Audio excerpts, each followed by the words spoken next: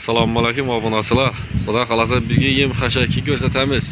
Bu neda desangizlar, bu Progress'da 22-son maktabining yonida kelaverasizlar. Xudo xolasa hamma narsa bor. Ko'kriz deysizlarmi, kepak, un. Antifriz ham kelibdina. Mashina yo'q. Ena. İbidina tuzla bor mollara. Unun narxini 230 ekan.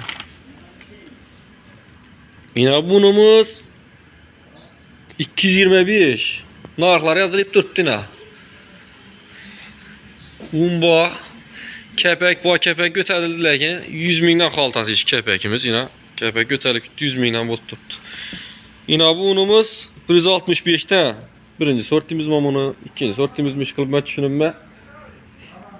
Talqanlar bor. Yine ko'krislar bor yine. Dövülgen ham bor, dövülmegen ham bor.